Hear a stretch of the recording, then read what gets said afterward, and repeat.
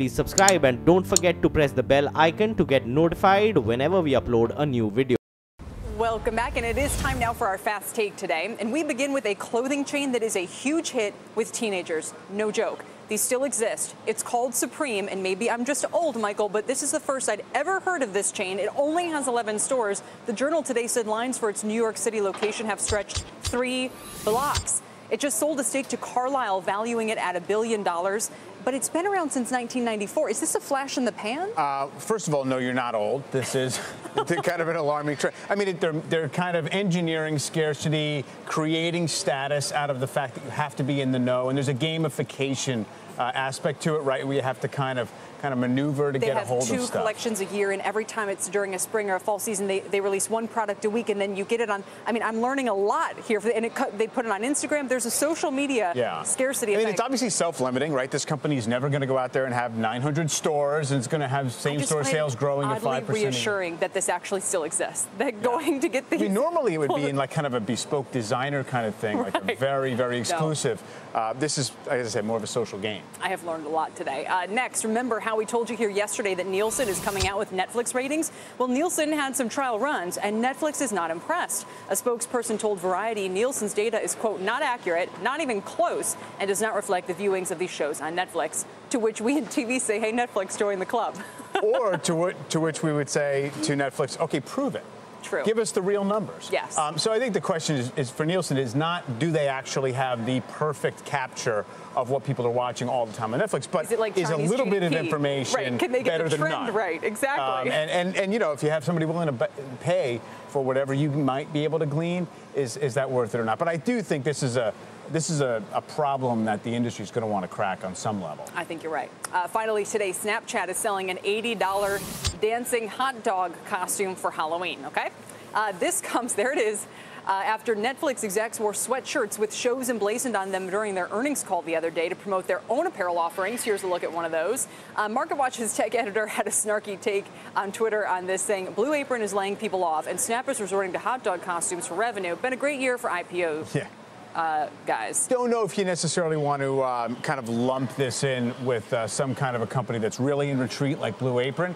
But, you know, in this world where you can get a picture that's shared virally, you might as well be promoting your brand somehow. Maybe they're all taking a page from this Supreme store that I now need to go personally. The other thing is, if you go into a Halloween store and you see costumes, I mean, they won't even put the official name on. I mean, you can find a hot dog costume that's not the official Snapchat premium $80 hot dog costume. All right, so they might as well capture that. Snap, by the way, was down 3% today. Facebook, Google, and Twitter have all said Russians bought election-related ads on their sites. There is now a bipartisan push on Capitol Hill to regulate online political ad spending. We're going to look at the potential fallout for these tech platforms right after this. A new bipartisan internet ad regulation bill on Capitol Hill could have major ramifications for companies like Facebook and Google. Kayla Tausche brings us those details. Kayla?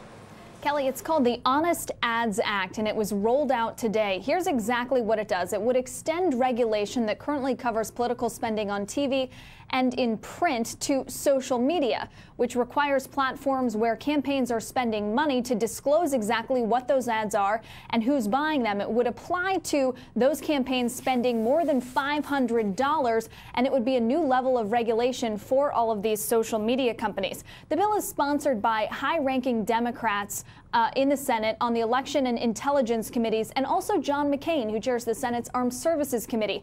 A Senate aide says they hope to win more GOP backing, but that outreach is still in the works. Today, Senators Klobuchar and Warner said they don't care which companies identify as media companies. If they sell political ads, they should be regulated. Only 2 companies, Google and Facebook, accounted for 99% of the revenue growth from digital advertising in 2016. A Pew poll has found that 65% of Americans use the internet for election-related information in the last election, 65% of Americans. And online platforms are now dwarfing broadcast, satellite, and cable providers. This comes amid multiple investigations into the foreign campaigns on Facebook, Twitter, and Google that influenced the 2016 election. Warner and Klobuchar said the companies were dismissive immediately following the election, but have since admitted there were real issues and have acted in cooperation with the lawmakers in these efforts. The next stage in that cooperation, though, Kelly, public testimony from the general counsels of Facebook, Twitter, and Google. That will happen November 1st. Many Wall Street analysts say the biggest risk to these companies now is regulatory. Kayla, thank you very much. Kayla Tausche in Washington. After the break, we'll tell you why today's closing word is woo. In positive territory. So we look back, but we look forward as well. Earnings coming from PayPal, among others, coming up as we close out with records again for the Dow, the S&P, and I think for the NASDAQ. Stay tuned for hour 2 of the closing bell with Kelly Evans and Company. See you tomorrow, Kel.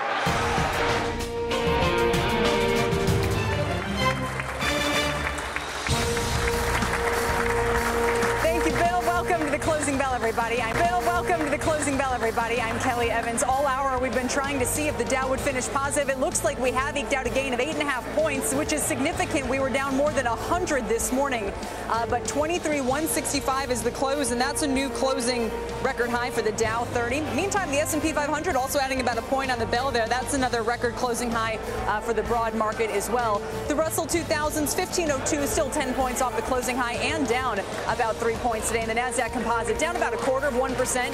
6605 with some of those big FANG names weighing on that index today. We'll have more on that in just a moment. Now, PayPal earnings are due out any moment. We're going to have instant analysis of those results as soon as they are released. One of the best performers of late to talk about. Joining me today, CNbc senior markets commentator Michael Santoli is here, along with Stephanie Link, CNbc contributor from TIAA Investments. Welcome to you both. Let's begin with some of today's market moves. There's Neil Hennessy, too. We haven't forgotten about you, Neil, from Hennessy Funds. He's joining the fray today as well. But let's begin with those market moves. The trading day began with what looked like a potential major sell-off in the Dow. It did lose as much as 105 points at the low, but we closed there positive, as you saw. Today's big winner in the Dow was Travelers, which had a nice double beat on its earnings this morning. The biggest loser was Apple, and we will have more on that shortly. Trading at the top on the S&P, the move that I can't get over, a 12% pop in Adobe, and the biggest laggard was United Airlines with a huge move to the downside. Michael, what are your thoughts? Yeah, Adobe has sort of separated itself from FANG, from everything else, basically. It's just kind of magic with all this visibility in the business. 5 years ago, this company was trading in the low 30s, and it is now at $171. It's almost doubled just in the past year. Yeah, so it's sort of, like I said, it's its own story. It's not really representative of a sector or anything else necessarily. The overall market, I guess you have to say, doesn't it figure the day that we're commemorating the most violent action in history, the market is almost dead flat. I was joking, if the Dow ended up down 5.08 points today, it would be a little bit spooky. But no, it's just tenacious, grinding bid in the market. Really, the selling stopped when overseas markets closed down. This was just sort of a baby step back from risk globally, from China and Europe, but not all that much to it. Otherwise, we're still overbought, probably still should pull back, but not yet. Stephanie, we started with some concerns about China. There were some comments about a Minsky moment during the Congress that's going on, but we seem to shake those off pretty quickly here. Yeah, it felt kind of negative right from the beginning, as soon as we all woke up, right? It was China concerns, Spain concerns, there's an expiry tomorrow, so kind of was a pile on. I think it also had to do with the fact that earnings last night weren't really stellar. They didn't crush. American Express was very good, but wasn't good enough. eBay was fine, but there are puts and takes and not enough given that it's United done. Call.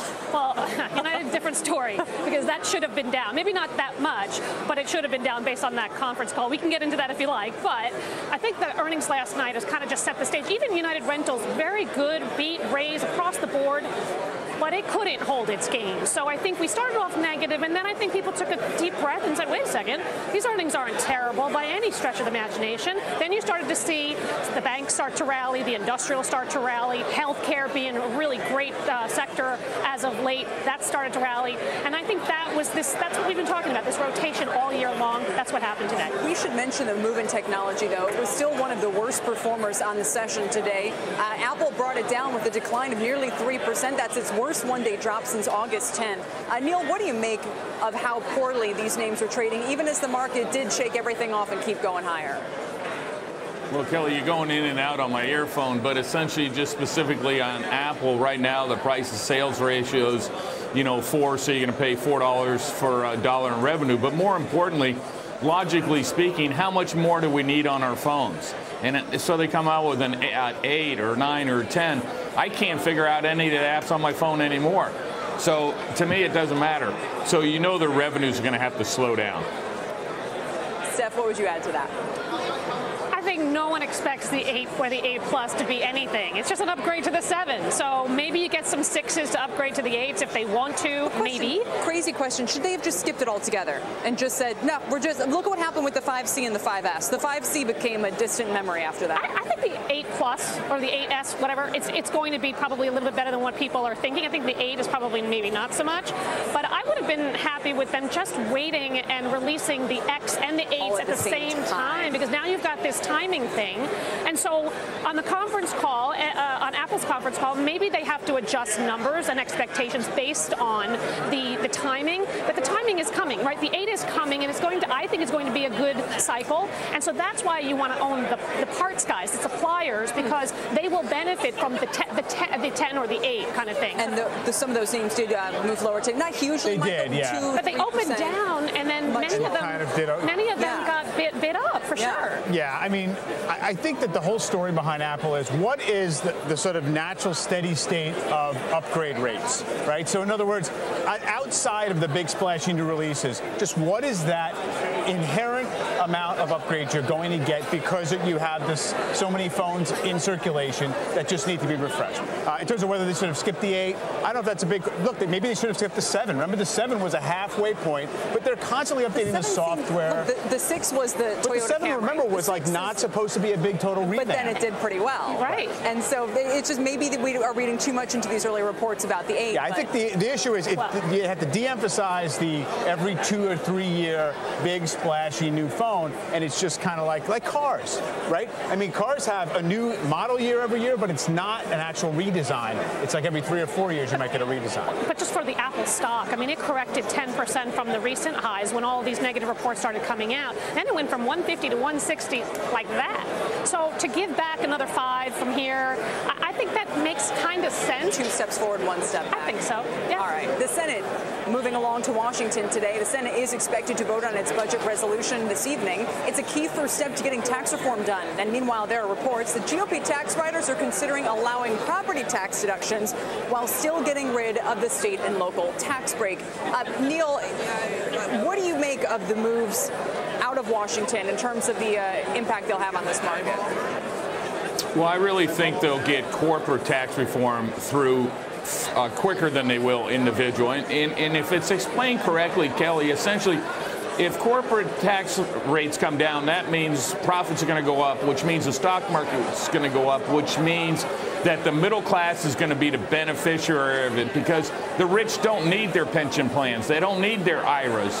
What the middle class people do, and so that's what's really going to help the middle class, if we can get corporate taxes down. You think that's going to happen at this point, Neil? Yes, you keep breaking up, but anyway, yes, I do, because I think it's very important for the economy. It's been a slow-growing economy, but this could really heat it up, Kelly, from the standpoint that it will allow corporations to expand, yet at the same time bring money to the bottom line to increase their earnings. And if it does, their expansion plans don't work, they shut them down and they bring that futures, those earnings back in the futures earnings. So it's really good for corporate America, and it's good for the stock market, good for middle America. All right, we'll see. Of course, we watch this evening if that whole process can move along.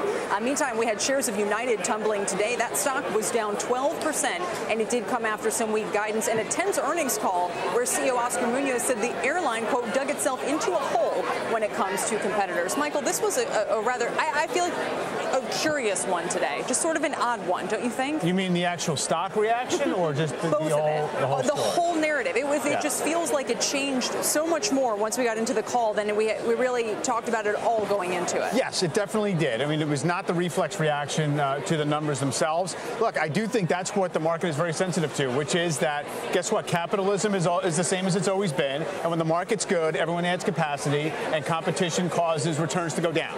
That's what the stock valuation valuations of airlines are telling you because they look very cheap. But Americans said it's never going to lose money again. Yeah, exactly. And that's the hubris that makes them expand and think they have it all figured out. I mean, I'm not going to be, it's not all negative. It's probably a better cycle than there have been past cycles. It's cyclical. But when you have United saying, we will not cede market share, that means, you know, lower returns. What's your read on it, Steph? I just think that it was so vague in terms of the guidance for next year. They didn't really want to talk about cost trends, capacity trends, margins. And it goes against what they said about at their analyst meeting, you know, back in 2016. So I kind of feel like we just don't know what the path is going to be to profitability, and it's that lack of communication that caused the derating, because people were already a little bit anxious about this management team to begin with, given all that has happened. So maybe they can fix it if they communicate better, but they just didn't do a very good job. So even if they had come out and painted a picture for next year that was worse, you know, by quite a bit than the street was expecting, you think at least if they got that number, that maybe the stock would have taken it better? It wouldn't have been down this much. Probably would have been down because all of the airlines have seen a nice little trade higher in the last couple of weeks for sure. So maybe you just would have seen a pullback. But it's that lack of clarity, lack of visibility. You know, investors just don't like it. It's hard to model. It's hard to figure it out.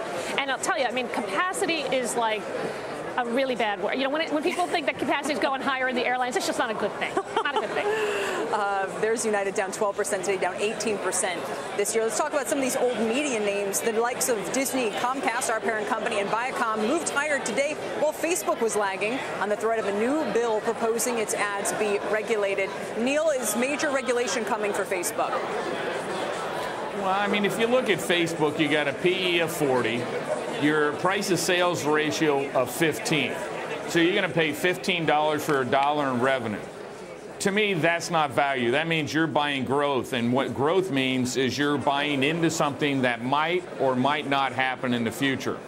So I'd rather go with something more conservative like a Brinks or a PVH or a Thor Industries, something where there's really, really value there that long term you're going to make money. You're just not going to make it overnight, nor are you going to lose it overnight, Kelly. For a second, I thought Brinks had launched a social media platform, but I'm following you now. Michael, what do you think, especially highlighting the move in old tech relative to what happened? It strikes me, at least today, as a trading rotation. It's not the market saying, wow, this is a game changer. Facebook and the rest are going to be nothing but new versions of old media. It's a matter of, well, we have to lighten up here. We're taking chips off the table in old media, in new media. The old stuff has gotten beaten up a little bit, and so you can rotate into it. It looks like one of these kind of seesaw trades, each sector on the opposite side. Well, and how, so Stephanie, for investors, does it have to be a case of either or? You know, does it have to be, okay, we're betting on the Disneys and the Comcast in this environment because Facebook could be weakening? Or, you know, I mean, do they have to get lumped together, or what do you think? I kind of like to take a barbell strategy within technology. I want some growth for sure, and I don't think that Facebook's growth is going to decelerate. In fact, I think it's going to be a very good quarter. I own it. I'm actually market weighted, just given the run that it's had. So I appreciate that it would pull back, or some people would take some money off of the FANG trade. And I think that's part, by the way, some of the reason why Adobe did so well, because I think you had some rotation from the growth managers from some of the FANGs into Adobe. However, then I do like, we talked about Comcast last week. I mean, I thought that was so overdone on the downside, and I got to find another name because I know this is the parent company, but I think it's a wonderful story, and it's gotten hit very hard, as has Disney, but I do think Disney has more secular problems than a Comcast. Now, I think Verizon's numbers today certainly help the old school of technology, but if I want to find growth in media, I'm going to lean towards the Comcast. Well, let's look. PayPal sort of fits into this whole discussion here, but their earnings are finally out. Aditi Roy has the numbers now. Aditi? Hi, Kelly. Those shares are surging 5.5% right now upon some strong earnings numbers. It was a beat on both the top and bottom lines. Revenues coming in at $3.24 billion versus expectations of $3.17 billion. EPS 46 cents versus analyst expectations of 43 cents. It is the 10th quarter out of 10 quarters that the company has beat or met expectations on EPS since it became a standalone company, and on revenue, it's beat or met expectations 9 9 out of 10 times since it spun off from eBay. Another important metric, ending accounts, net new active accounts, 218 million. The company's saying that's up 90% from year over year. Part of that growth, that's also was a beat on expectations, by the way, and part of that growth coming from mobile payments. That continues to drive growth, up 54% to $40 billion in the quarter. Also, Venmo added more net new active users in this quarter than any other quarter before. Speaking of Venmo, the company just announced this week that it would be expanding Venmo to U.S. retailers, 2 million of them. We expect to hear more color on the call on that, and we will be listening in on that call. Shares again up about 5%. Kelly, back to you. Aditi, thank you very much. You know, Mike, just to kind of hammer the point again, we've talked about this with Adobe, but PayPal has also doubled. It was trading basically in the mid to upper 30s around this time last year, and here it is popping over $70. Yeah, it's right at the center of a favorite kind of long-term growth story in payments. It has certainly a central role in the way that payments are going in many different respects, whether it's peer-to-peer, mobile, just the digital wallet story. Expensive stock, as all these stocks are whenever it seems like a slam dunk thesis, but they keep kind of redeeming it. The stock, as it pops after hours here, is slightly above its recent all-time high. So it looks like it was an expected beat, but enough of a margin of victory there that it's worth a little bit of a reflex pop. Neil, what do you feel about PayPal? I don't know much about it, Kelly. I just know what I get paid and what comes out of my check, and they get to keep the money for a week or two before they send it off. In the economy, in a slow my check, and they get to keep the money for a week or two before they send it off. In the economy, in a slow economy, but it's growing, they're going to do very well because they got a good, nice little niche. They got Venmo. That's one of those phone apps, Neil. I'm guessing you didn't download that one. No. I wouldn't know how to do it. Come on, your kids, your coworkers, they can download it for you. This is market research, Neil. I don't think we've convinced him. What about you, Steph? No, these guys are in the sweet spot. You know, they just truly are. To have mobile growth at 54%, to have total payments volumes of 35%, people were thinking 27%. This was a beat, a raise, and a beat by enough to have the stock go higher. So quite the opposite of what we saw last night, where it just wasn't enough. All right, there's the earnings. Stephanie, Neil, thank you both very much for joining us here top of the hour. We have a news alert on the search for the next Fed chair now. Eamon Javers joins us out of Washington. Eamon? Yeah, hi, Kelly. Just a few moments ago, Politico posted a report saying that their reporting suggests that Federal Reserve Governor Jay Powell is the leading candidate now to replace Janet Yellen at the Federal Reserve. That's according to Politico. I just spoke to a White House official about that report. The official not confirming that report, but also not knocking it down, notably. And we do know that the president and Janet Yellen spent about a half an hour together here at the White House earlier today, and we believe that that was the last of the official interviews that the president will do before making his decision. We're expecting this decision to come by November 3rd, when the president leaves for a long trip to Asia. They'd like to have this buttoned up by then. The interview process now complete, at least with an initial interview with every one of the 5 remaining candidates, and we'll wait and see now whether the president decides to call anybody else back to the Oval Office for another session, or if he feels he's done enough in-person chatting with these candidates, and now he's ready to make his decision. That's all still to be determined. So we're in a little bit of a gray area here, Kelly. Yeah, and frankly, I'm not going to believe anything until the president himself announces it with this White House. Right. Eamon, thank you very much. I very much appreciate it. We've got some news on the personal shopping service Stitch Fix. John Ford has that story. John?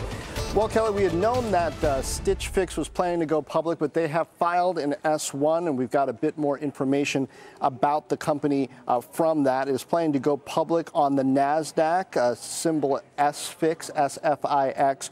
Goldman and J.P. Morgan are the lead underwriters. In the S-1, which gives some more details about the company. They say that they have more than 2 million active clients and go quite a bit into data science. Artificial intelligence as being the technology root of the business. Of course, Katrina Lake, the CEO, founder of Stitch Fix, well known in Silicon Valley. This is a big deal for this company based on AI and fashion, to be planning to go public and on the NASDAQ, which hasn't been winning all of the IPOs lately, so certainly a feather in the cap for them. Kelly? That's true. John, thank you very much. Michael, just quickly, this hits all the hot spots we just spoke about. We had MongoDB against it, but it's not a clothing company, it's an AI company. That's right. Well, you have to be. Yeah. I mean, and to their credit, they closure do. yesterday and AI is tomorrow. And no, I mean, I think that's going to be, look, this is what IPO rushes in bull markets look like, which is a lot of companies following the similar themes, trying to seize on what's working, and a lot of them get out. I mean, we actually focus on each one of them because it's been so slow in the IPO. That's true, and we'll see. Stitch Fix, though, SFIX is going to certainly be one to watch. Well, it was one of the darkest days in the stock market's history. 30 years ago today, the market suffered a crash that became known as Black Monday. The Dow plunged more than 22%. Could it happen again? We will get into that next. Plus, Apple having its biggest one-day drop since August 10th on new concerns about its watch and sales of the iPhone 8. Find out how big of a red flag this is for Apple and its suppliers coming up. And today marks the anniversary of the 1987 market crash known as Black Monday. The market dropped more than 20% in the single session. We also remember this famous remark from financial journalist Louis Ruckeiser when he addressed the crash on his show Wall Street Week back in 1987. Listen. Just your money, not your life. Everybody who really loved you a week ago still loves you tonight. And that's a heck of a lot more important than the numbers on a brokerage statement. Not only a great sentiment, but tells you how bad feelings were on that day. Let's talk more about the anniversary, also about whether a crash like that could happen again. Joining the conversation is Ed Clissold from Ned Davis Research and Chris Repke from MUFG Union Bank. Guys, welcome to you both. Ed, one of the interesting points that Black Swan guy makes is the fact that a drop of 22% should never statistically really happen in the stock market, or if it does, it should certainly only happen once. What do you think is going on with the functioning below the surface of the stock market today?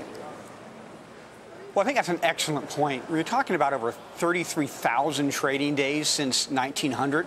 And this was by far the biggest drop of 22%. The second biggest was 43% less than that. There's only been 2 trading days in addition to the 87 crash where the market fell 10%. So this really is an outlier. Now, if you're talking about what could potentially be a driver of this, portfolio insurance certainly was a catalyst back in 87. The dark pools and ETFs are the things that are talked about today. But still, you have to keep in mind just how much of an outlier 87 really was. But, Chris, I guess the interesting point is we've had several drops since then, a magnitude of 7–8% in the late 90s if you go back and look. Today, we talk about how calm and placid this market has been, but it's not out of the ordinary, going back to the financial crisis, too, to see a lot of huge intraday swings, right? Yeah, I mean, it's risk management to go back and look at what happened in October '87 and see, based on your models, are the markets going to survive? Is your company going to survive? So I guess the rule of risk management is if it happened once, it means it can happen again. And, the public can still panic. And if anything, at this point, it was, back then in '87, there was no email. CNbc had not merged with the financial news network that I used to go on with a lot. The internet wasn't there. Right now, the baby boom generation is 50 to 70 years old, and a lot of their net worth is tied up in stocks. I'm just worried what would happen if the baby boom generation panicked and cashed out. And I think it could happen again, certainly. Never say never. Ed, I've been making the point all day that, yes, it was a kind of a fluky occurrence, clearly some mechanical forces that were kind of undercutting the integrity of the markets on that one day. But there had been stresses building up in the capital markets for months before that. It just didn't come out of the blue into a calm market environment, right? You had bond yields surging.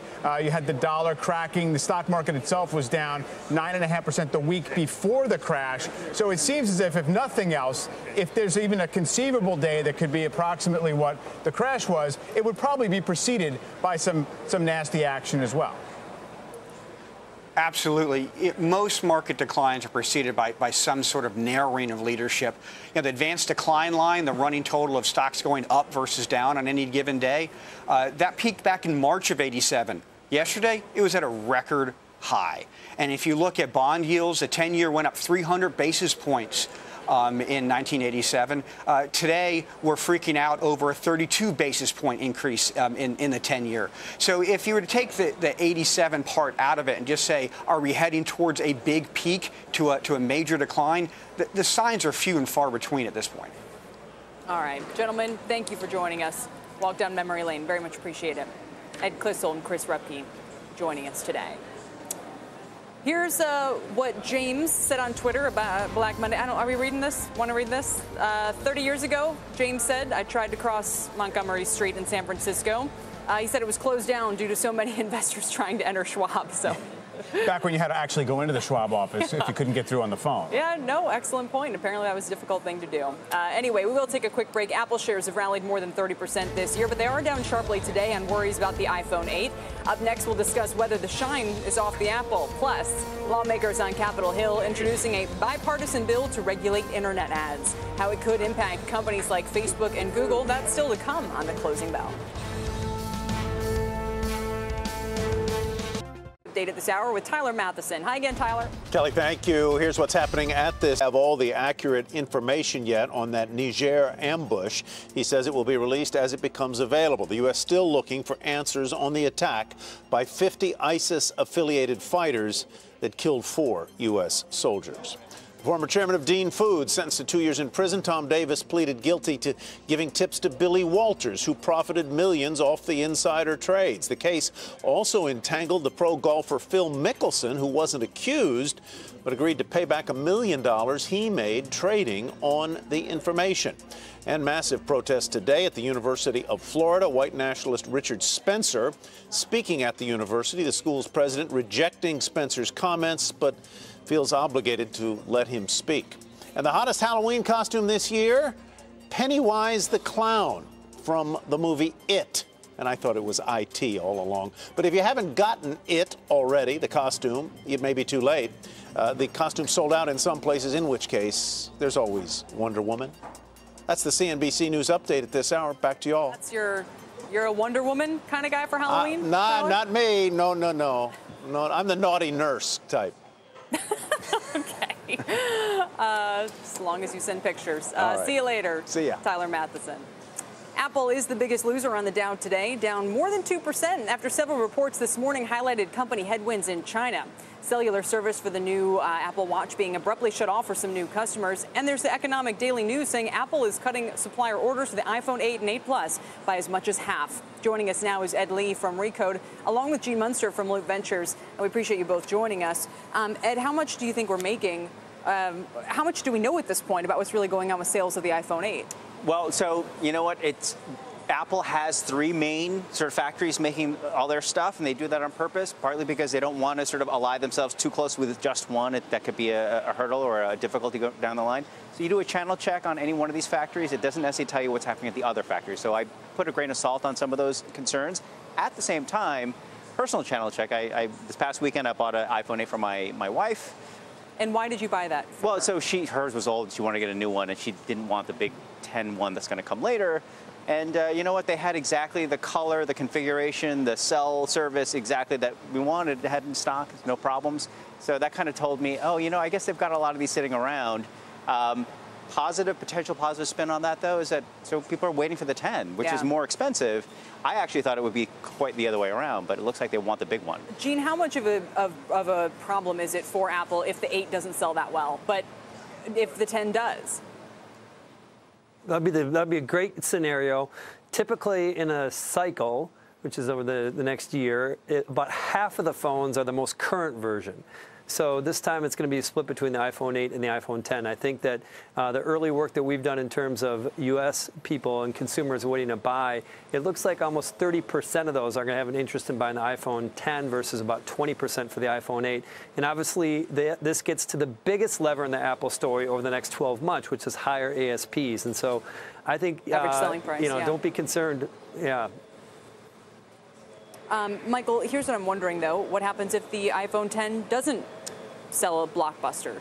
You know, it's honestly very hard to tell in terms of what is baked into the stock at this level, right? It's not as if the stock has rushed off to new highs in the last couple of months and everybody thinks it's going to be gangbusters for the upgrade cycle and it's an expensive stock and there's no room for error. It's not the case at all. Apple always kind of screens out statistically as cheap enough. So to me, it's about not just sort of the next few months, but again, as we were saying before, what is the typical pace of sales as you go forward into this cycle? I think you want them to report like the auto sector. I think Apple would love to get to that point where it's not about, is this one going to be a huge hit? Right. Is this one changing the world the way the first one did? I mean, also, the way they're selling them by like, you know, these monthly installments. So mobile carrier charges, I think, play a factor into that as well. All right, Ed and Gene, we'll let you both go. Thank you, Ed Lee and Gene Munster. We have some breaking news to get to on Celgene here. Meg, Terrell, what's happening there? Hey, Kelly, Celgene stock is halted, and the news just came out. They say that they are discontinuing a phase 3 trial of a Crohn's disease drug, which is called GED 301.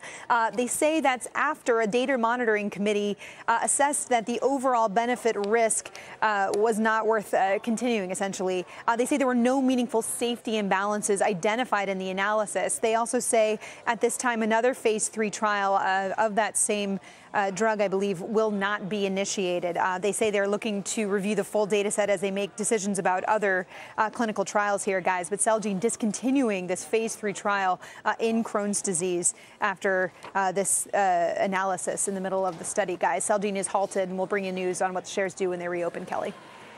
Meg, is this more significant because Celgene needs new products or because of Crohn's disease and the need for treatments there? Oh, this is certainly is a big part of Celgene's pipeline.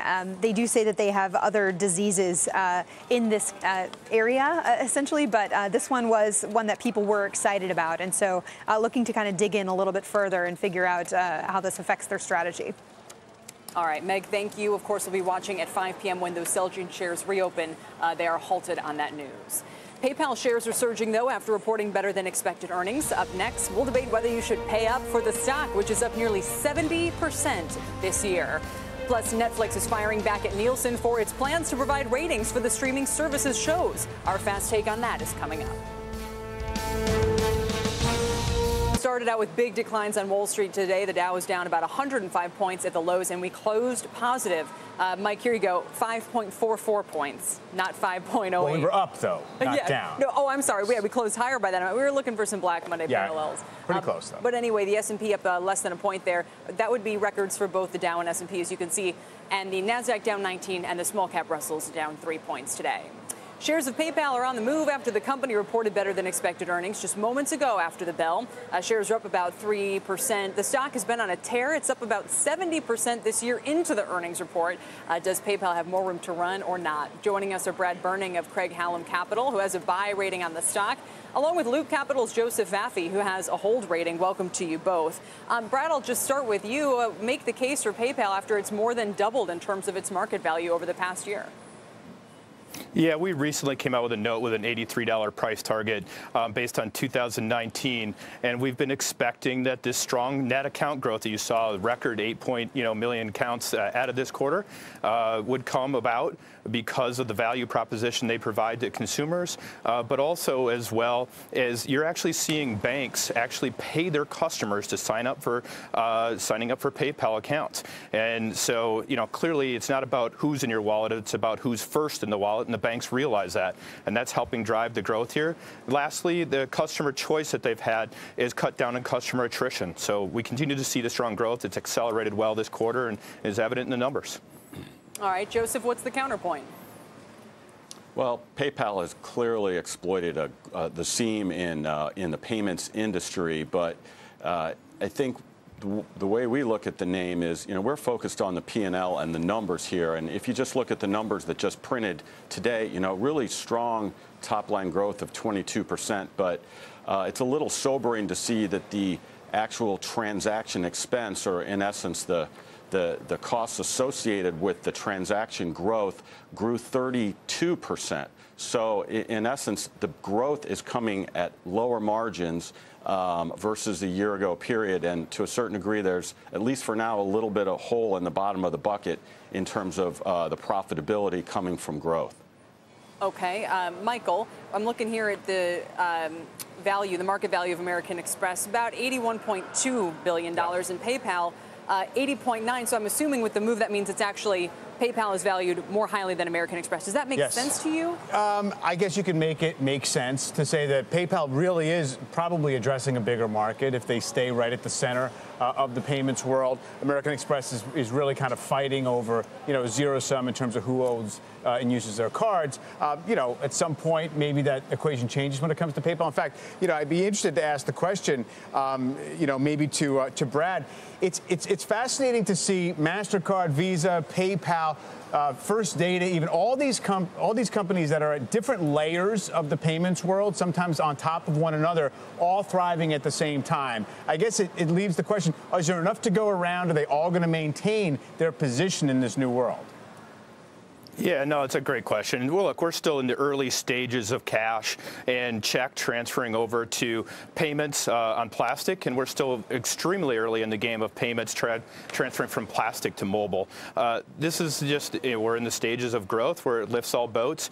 We have a long ways to go on this. By our estimates, there's still over $2 trillion in cash spent by consumers in the United States alone, and we're far more developed in some of the other parts of the world. This is a global franchise. You guys were talking about it, whether it's expensive or not. And I think, look, if you look net of cash on this company, it trades at a PE that's actually in line with Visa and MasterCard, despite the higher growth, despite the stronger growth on the bottom line. And, look, the reason why, we're seeing top line growth be stronger and the transaction margin come down is because of the strong growth in Venmo, which has only begun to start to monetize going forward from here. So I don't see that as a sign of problems. We'll see the growth and that margin to rate of decline should start to improve going forward. Granted, the banks are launching their own payment system here. Gentlemen, thank you very much for joining us, Brad Burning and Joseph Vaffey. Appreciate it. Talking PayPal. Let's send it over to Meg Terrell for a different earnings alert. Meg? Hey, Kelly, we're looking at Skechers, a beat for the third quarter on earnings, coming in at 59 cents a share versus analyst estimates of 43 cents. Also a beat on revenue, coming in at $1.09 billion versus analyst average estimate of $1.07 billion. The Q4 EPS guidance looking maybe slightly conservative at 9 to 14 cents versus 12 cents estimate, but that not affecting the stock, up about 22% after hours. Kelly, back to you.